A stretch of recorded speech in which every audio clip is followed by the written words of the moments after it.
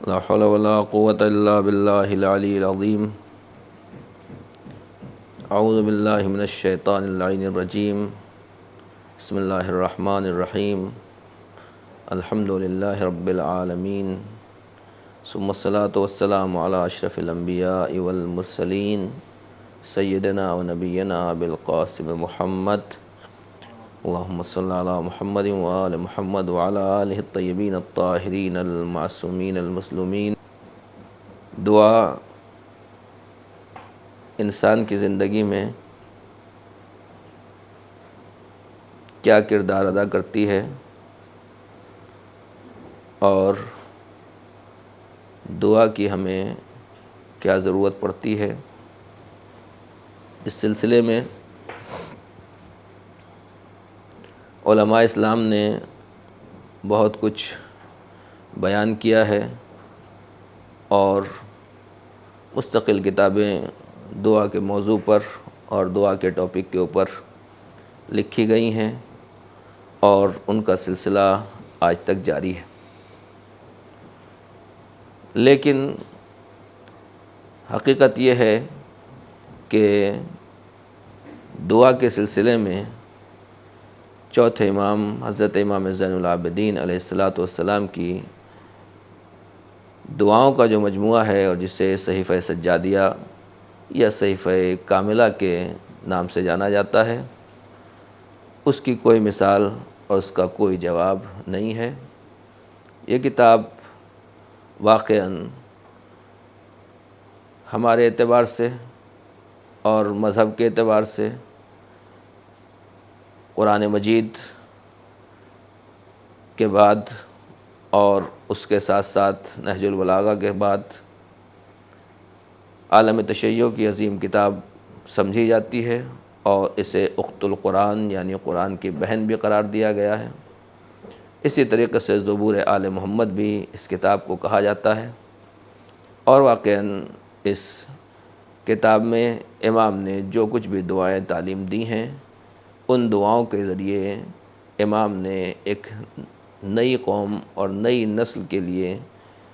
عجیب درس دیا ہے اور عظیم تعمیری کردار ادا کیا ہے.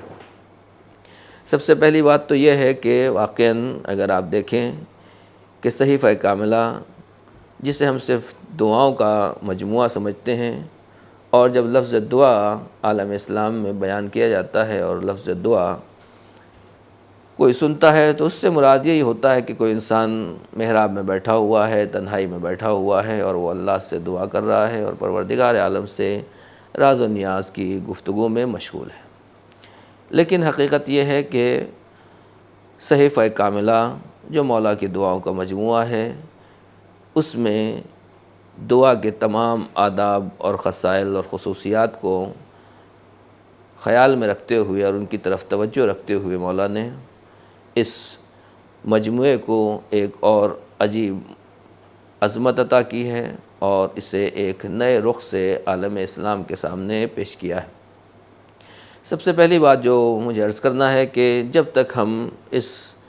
صحیفے کی اور ان دعاؤں کے بیک گراؤنڈ سے واقف نہ ہو، ہمیں صحیفہ کاملہ کی عظمت کا صحیح اندازہ نہیں ہو سکتا. یہ دعائیں مولا نے کب پڑھیں، کہاں پڑھیں اور کن حالات میں ان دعاؤں کو عالم اسلام کے سامنے منظر عام پر لایا گیا، یہ بیک گراؤنڈ، یہ پس منظر بہت اہم ہے ہمارے لیے اور اسی کے بعد ان دعاؤں کی صحیح قدر و قیمت معلوم ہوتی ہے. جیسا کہ آپ کو معلوم ہے کہ امام سجاد علیہ السلام کی زندگی اور امام سجاد کے حالات واقع کربلا کے بعد ایسے دیگرگون ہو گئے کہ کربلا میں جو کچھ بھی اہل بیت کا گھر تھا اسے تاراج کر دیا گیا. امام حسین کی شہادت ہو گئی اور اس کے ساتھ ساتھ 72 شہیدوں کی قربانی نے پورے عالم اسلام کے اوپر ایک عجیب اثر مرتب کیا اور یزید اور یزیدی فوج اور بنی امیہ نے حتی الامکان یہ کوشش کی کہ بنی ہاشم کا نام و نشان مٹا دیا جائے، دین کا خاتمہ کر دیا جائے، کہیں سے کہیں تک نام پیغمبر دنیا میں باقی نہ رہے اور مذہب اور شریعت کے نام پر کوئی بھی چیز آگے نہ بڑھ سکے. اس نتیجے میں جو کچھ بھی کوشش ہو سکتی تھی یزید کی اور یزیدی فوج کی اور ابن زیاد اور بنی امیہ کی، انہوں نے آل محمد کو اور بنی ہاشم کو ختم کرنے کے لیے، پامال کرنے کے لیے، ان کا نام و نشان مٹانے کے لیے اپنی پوری کوششیں انجام دیں۔ اور بہرحال اسی سلسلے میں واقعہ کربلا پیش آیا، جہاں امام اپنے گھر والوں کے ساتھ شہادت دیتے ہیں، پورا گھر لوٹ لیا جاتا ہے، خواتین کو اسیر کیا جاتا ہے، اور پھر ان کو اسیر کر کے خود عابد بیمار امام سجاد کو ہاتھوں میں ہتھکڑیاں اور پیروں میں بیڑیاں ڈال کر ایک قیدی کی طرح کربلا سے کوفہ اور کوفہ سے شام لے جایا گیا، اور پھر وہاں آپ کو قید میں رکھا گیا، اور جتنا بھی ایک ذلیل کیا جا سکتا تھا، رسوا کیا جا سکتا تھا، اور اہل بیت کا نام اور نشان مٹانے کی جتنی بھی کوششیں ہو سکتی تھیں وہ سب یزید نے کی۔ یعنی پہلا کام یہ ہوا کہ اہل بیت رسول کو یزید نے بالکل ختم کر دیا اور ان کا کوئی نام و نشان نہیں چھوڑا۔ اتفاق کی بات یہ ہے کہ ماہ محرم میں عام طور سے کیونکہ تذکرہ شہداء ہوتا ہے، ذکر کربلا ہوتا ہے، تو لوگوں کو معلوم ہے کہ واقعہ کربلا کیا ہے، حتیٰ کہ غیر قومیں بھی سمجھتی ہیں کہ واقعاً کربلا میں کچھ ہوا تھا، اگرچہ اسے تفصیل نہ معلوم ہو، لیکن انسان جانتا ہے کہ کوئی ظلم و بربریت کی ایک بڑی داستان ہے اور بڑا کردناک المناک واقعہ ہے جو کربلا میں پیش آیا تھا۔ بہرحال اتنا جاننا بھی لوگوں کے لیے کافی ہے، اور یہ ان مجلسوں کی عزاداری سید الشہداء کی اور ذکر کربلا کی برکت ہے جو تمام عالم اسلام میں آج مسلمان مناتے ہیں اور اس یادگار کو زندہ رکھے ہوئے ہیں۔ لیکن عزیزان گرامی، اگر واقعاً آپ دیکھیں تو صرف کربلا ہی نہیں، یزید نے اس سے بڑے بھی کارنامے دیے اور اس کے بعد بھی مسلمانوں کو چین سے نہیں رہنے دیا۔ پہلا مرحلہ اور پہلا اٹیک یزید نے اہل بیت کے اوپر کیا، امام حسین کے اوپر کیا، پیغمبر کے گھرانے کے اوپر کیا، اور جب ان کو اپنے اعتبار سے اس نے گویا نیست و نابود کر دیا اور اپنی نظر میں ان کو گویا مٹا دیا، ختم کر دیا، تو دوسرا اٹیک اس کا مدینہ کے اوپر ہوتا ہے، اور اہل مدینہ کو اس نے جس طرح سے تاراج کیا، مدینہ کے اوپر حملہ کیا اور مدینہ میں لوٹ مار مچائی۔ پوری تاریخ واقعہ حرہ کے نام سے مشہور ہے، جہاں پر یزید نے اہل مدینہ کی کوئی عزت نہیں کی، اگرچہ وہ سب اصحاب تھے، اصحاب کی اولاد تھی، ان کے بچے تھے، مگر کسی کی کوئی آبرو، کسی کی ناموس اور کسی کی عزت کی کوئی خیال نہیں کیا گیا، حتیٰ کہ مسجد نبوی میں 3 دن تک گھوڑے باندھے گئے، اور جو کچھ بھی توہین ہو سکتی تھی صحابہ کی، جو ان کو ذلت کے ساتھ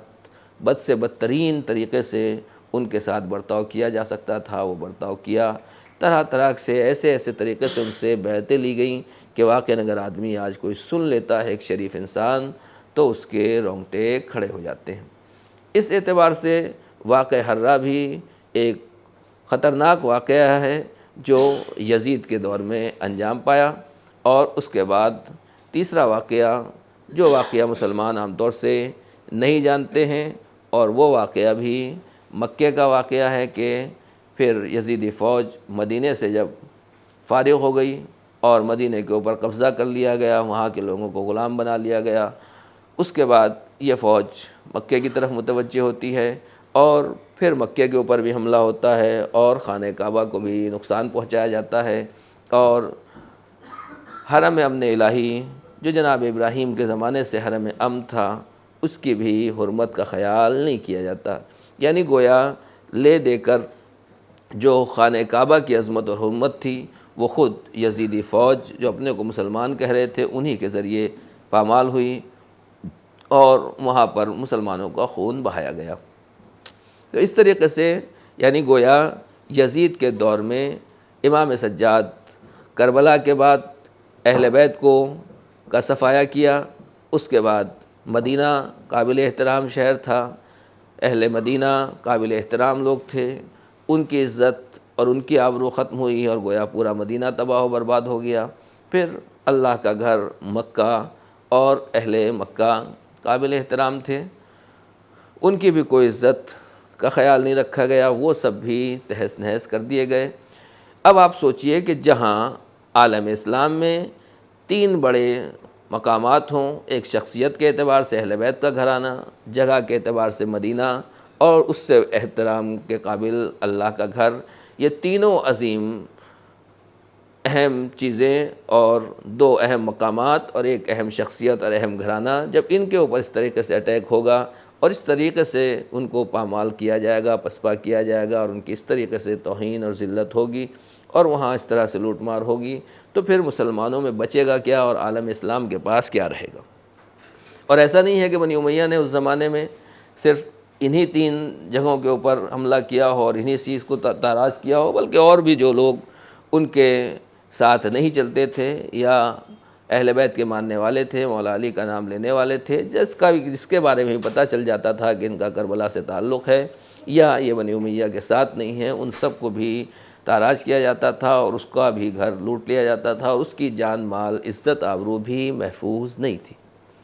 اب آپ سوچیں کہ جس سماج اور سوسائٹی کو اس طریقے سے ختم کر دیا گیا ہو، اس سماج اور سوسائٹی کو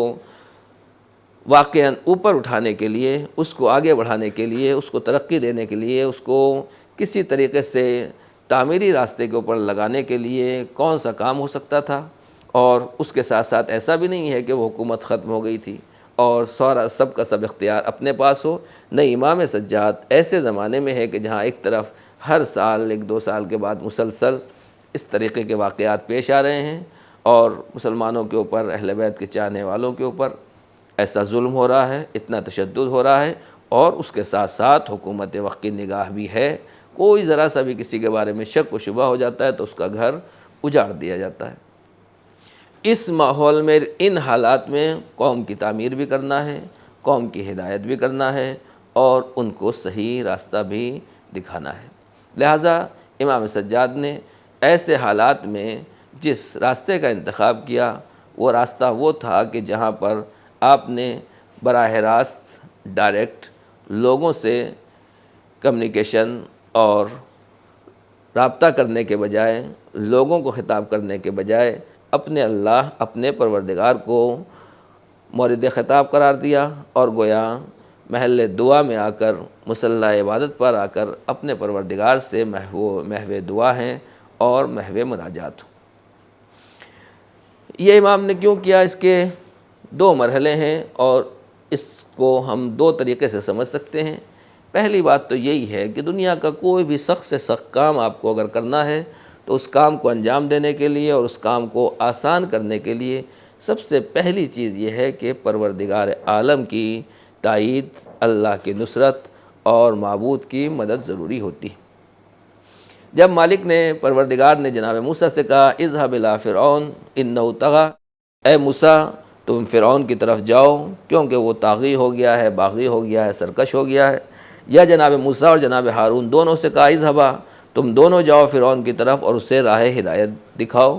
تو جناب موسیٰ نے پہلے مرحلے پر اللہ سے یہی دعا کی،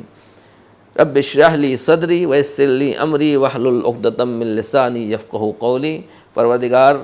میرے سینے کو کشادہ کر دے، ویسر لی امری، اور میرے کام کو میرے لیے آسان کر دے، واحلل عقدۃ من لسانی، میری زبان کی گرہوں کو کھول دے اور جو میری بات اگر ان کے لیے قابل فہم نہیں ہے تو انہیں میری بات کو سمجھا دے۔ یعنی گویا فرعون جیسے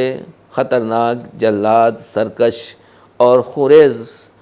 ڈکٹیٹر جو اپنے کو رب اعلیٰ کہہ رہا تھا، جناب موسیٰ اس کے مقابلے کے لیے جا رہے ہیں، تو جناب موسیٰ نے فوج، لشکر اور دوسری چیزوں کی تیاری کی، اللہ سے مدد درخواست نہیں کی اور اللہ سے فوجیں طلب نہیں کی اور یہ نہیں کہا مالک میں فرعون سے کیسے لڑوں، اس کے مقابلے کے لیے کیسے جاؤں، میرے پاس نہ فوج ہے، نہ لشکر ہے، نہ سپورٹ ہے، نہ قوم ہے، نہ ملت ہے۔ بلکہ اللہ نے جب جناب موسیٰ کو کہا تو وہ چلے گئے اور اکیلے گئے اور جناب ہارون کو لے کر گئے حکم خدا کے مطابق۔ تو ایسے موقع پر جناب موسیٰ نے کیا کیا؟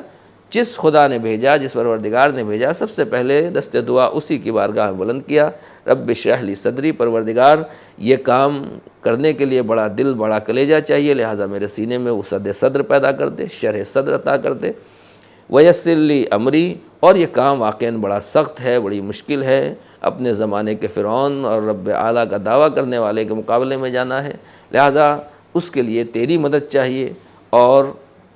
اگر میں اپنی بات سمجھا نہ سکوں اور وہ میری بات کو نہ سمجھ سکیں، ان کے لیے میری بات کچھ گراں ہو، تو ان گرہوں کو بھی کھول دے تاکہ وہ میری بات کو سمجھ سکیں۔ یعنی جناب موسیٰ نے اتنے بڑے پروجیکٹ کے لیے اور اتنی بڑی مہم کے لیے خدا کی بارگاہ میں دعا کا سہارا لیا۔ امام سجاد علیہ السلام نے بھی تقریباً یہی معاملہ اپنایا، کیونکہ حالات اتنے خراب تھے کہ اگر امام مسجد نبوی میں بیٹھ کر خطبہ دیتے ہیں تو ظاہر سی بات ہے کہ جس مسجد کی کوئی عزت یزید اور یزیدی فوجیوں اور اس کے کارندوں کے پاس نہیں تھی، جس مسجد الحرام کا احترام نہیں تھا، یعنی عالم اسلام میں کوئی قابل عزت نہیں رہ گیا تھا بنی امیہ کے دور میں، ایسے حالات میں امام اگر کہیں بیٹھ کر درس دیتے ہیں، لوگوں سے خطاب کرتے ہیں، خطبہ دیتے ہیں، تو واقعاً بڑی سخت منزل ہوتی ہے۔ لہٰذا آپ نے بجائے اس کے کہ بندوں سے خطاب کریں، اپنے پروردگار کی بارگاہ میں دعا اور مناجات کا راستہ اپنایا۔ اب عام طور سے سمجھا ہی جاتا ہے کہ ہمیں کوئی ضرورت ہے، ہمیں کوئی پریشانی ہے، انسان محتاج ہے، تو ہم وقت ضرورت اللہ کے سامنے ہاتھ پھیلا دیتے ہیں، اور جب ضرورت ختم ہو جاتی ہے تو انسان مصلی سمیٹ لیتا ہے، اور اس کا نام ظاہر ہے کہ دعا نہیں ہے کہ انسان وقت ضرورت ہاتھ پھیلا دے اور جب کام نکل آئے تو اپنے پروردگار کو بھول جائے۔ امام نے اور ائمہ طاہرین کی جو دعائیں ہیں، انہوں نے ہمیں یہی سلیقہ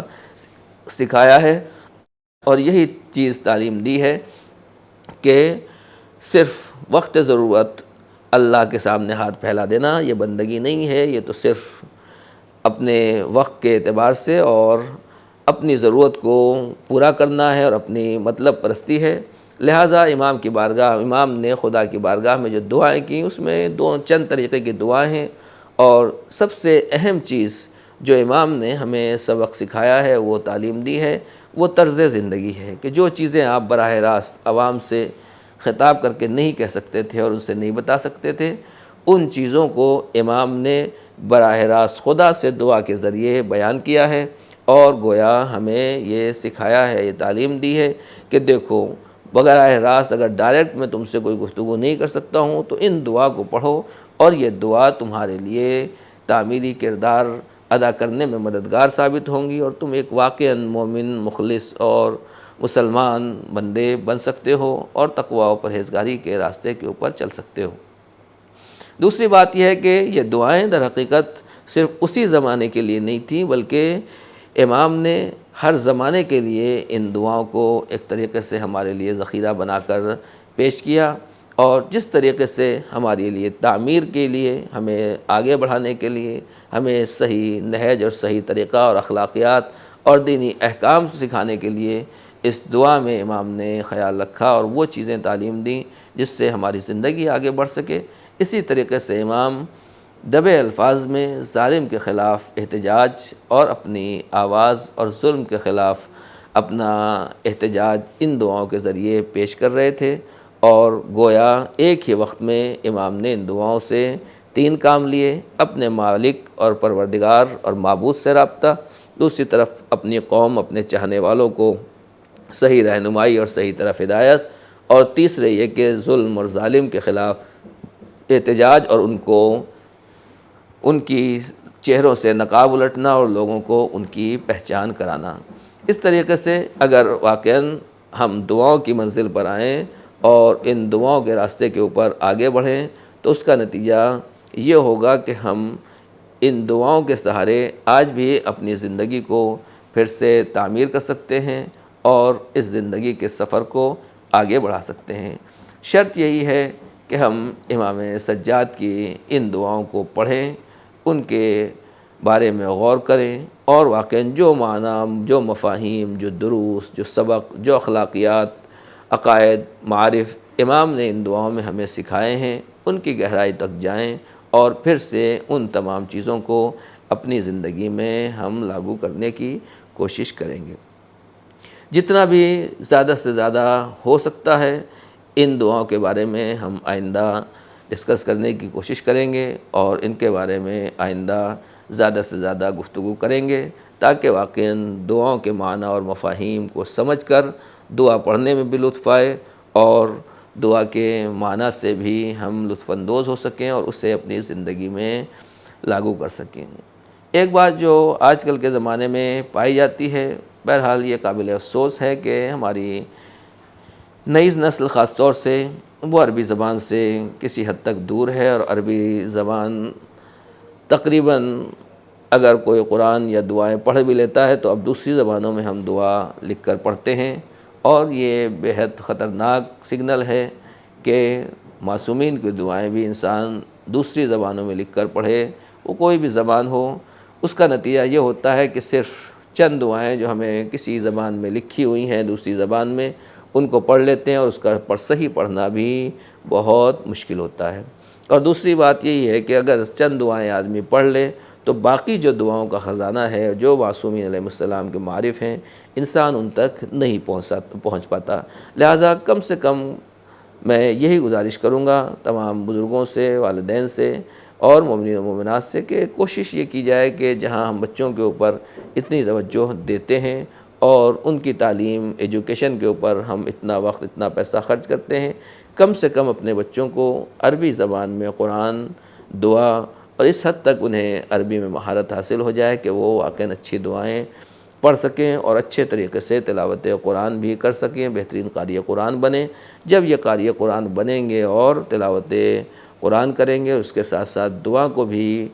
مہارت اور روانی کے ساتھ پڑھیں گے، تو اس کا نتیجہ یہ ہوگا کہ ایک دن انشاءاللہ خود بخود اس کے معنی اور مفاہیم سمجھنے لگیں گے، اور جس دن دعا کا معنی اور مفہوم انسان کی سمجھ میں آ جائے گا، پھر وہ دعا سے بھاگے گا نہیں، اور چند منٹ کی دعا بھی انسان کو ایسا لگتا ہے نہ جانے کتنے گھنٹے ہو گئے دعا پڑھتے ہوئے، اس کے لیے بہت سخت ہو جاتا ہے۔ لیکن اگر کوئی ان دعاؤں کے معنی و مفاہیم کو جانتا ہے، جس طریقے سے معصومین علیہ السلام گھنٹوں بیٹھ کر پوری رات عبادت کرتے رہتے تھے، ان کو کوئی تھکن نہیں ہوتی تھی، بلکہ اور لطف آتا تھا، ذوق آتا تھا، اور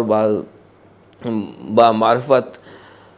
ذوق کے ساتھ وہ پڑھتے تھے۔ لہٰذا ہم بھی ان دعاؤں کی گہرائی میں اگر اتر جائیں گے تو ہمیں بھی کوئی تھکن نہیں ہوگی، بلکہ انسان زیادہ سے زیادہ محظوظ ہوگا۔ رب کریم سے یہی دعا ہے کہ پروردگار، امام سجاد نے جو ان دعاؤں میں ہمیں درس اور سلیقہ دیا ہے، اس کو سمجھنے، اس پر عمل کرنے اور اس کو اپنی زندگی میں اتارنے کی ہمیں زیادہ سے زیادہ توفیق عنایت فرمائے۔ السلام علیکم ورحمۃ اللہ وبرکاتہ۔